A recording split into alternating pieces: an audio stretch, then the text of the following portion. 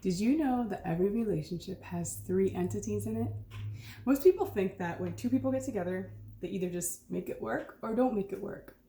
But I'm going to share with you today a concept. There's actually three entities, and when you get some clarity around this concept, you'll be able to use it to add value, whether you're single or already in a relationship. And I'm going to tell you in a couple minutes how to use this, whether you're single or whether you're already in a relationship.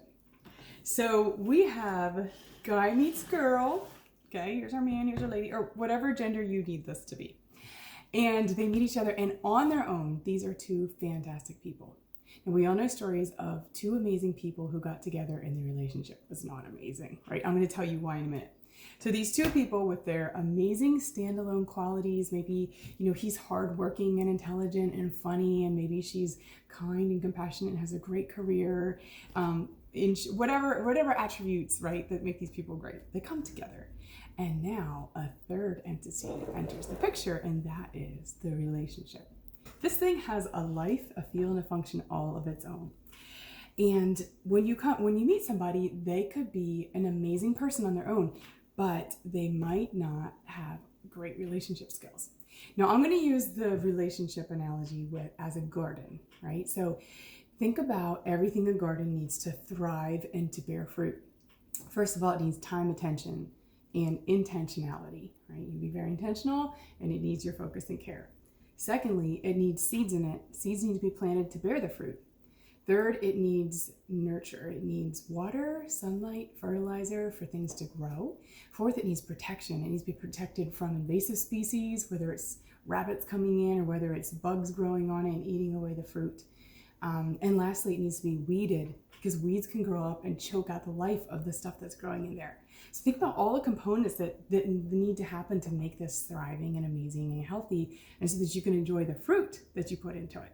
Now, you might meet somebody who's an amazing person, but they're not a great gardener.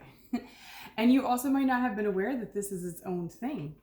Every garden is different, meaning every relationship is different, and each one can have a different vision. So think about, in the gardening world, you might have one that's just all vegetables, or you might have one that's just all flowers and plants, or you might have a hybrid garden, or you might love pumpkins and whatever. You make it your garden, it's your own, right? So the two of you come together, and it's important to set a vision for what this looks like, because if that conversation isn't had, you might have two completely different visions for what a garden could look like, but without being spoken, there's just constant frustration and tension, and you're not sure why.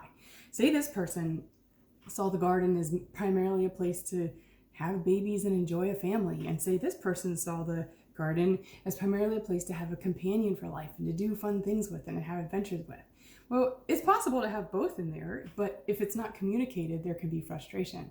So understanding that this has its own life and its own needs and its own need for you to both to become master gardeners in order to make it thrive helps you to approach things differently and not have so much frustration. When the garden's not working, now I'm going to give you how to use this if you're single or if you're married. If you are in a relationship and the garden is not working, meaning it's not producing fruit, you don't even enjoy it, it's frustrating to work together on it, your visions aren't aligned, use this information, this concept of like, you know what, this is more than just him and I or her and I. This is about the thing that we're in together, we're creating together. And have a conversation, now that you're aware of this concept, about what's the vision for it? Like, what do you want to experience in this garden? What's the fruit of it that you want to enjoy? And what are the skills that each of you might need to improve on to put in here? Do you need to have more time and intentionality and focus? Do you need to have more protection from things that are stealing it? Do you need to pull out weeds from things like resentment and wounds that are just choking life out of it? Do you need to nurture it more? Does it need more love and attention and fertilizer and sun and water? Think about the things that and have this conversation together if you're in a relationship about what this needs to start flourishing more and bearing more fruit.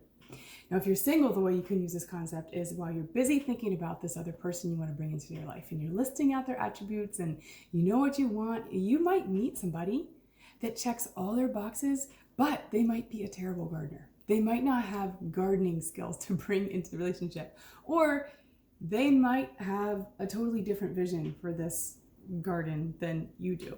So it's important when you're thinking about the type of person you're manifesting, to also think about the type of relationship you'd like to have. What's going to be the feel and energy of it? and the function of it. Is it going to be more of like a playful and adventurous one? Is it going to be more sensual and passionate? Is it going to be more like best friends? Is it going to be more like let's build an empire together type of conqueror type of thing? Every relationship or garden has its own feel, function, and energy. So if you aren't in one yet and you're thinking about the person, also put time into thinking about that third entity. What do you want that relationship to feel, function, and look like? And in the meantime, while you're waiting for that to happen, you can build your gardening skills. Keep learning how to pull roots or forgive, or keep learning how to nurture, meaning give love and time and attention, and keep learning about the skills that will make you a better gardener. So anyway, I hope this analogy was helpful, whether you're in a relationship or looking to get in a relationship, that you understand that it's not just you and the other person. You're great people on your own, but it's also about building the skills of what you're putting into this third entity, and also having some clarity and conversation about what you both want to get out of this third entity. What do you want it to feel like? What do you want it to function like? What's the energy of it? Have those conversations. To you, and an amazing, fruitful garden. If you liked this video, like it, subscribe to my channel, and share it with somebody else that could benefit from this information.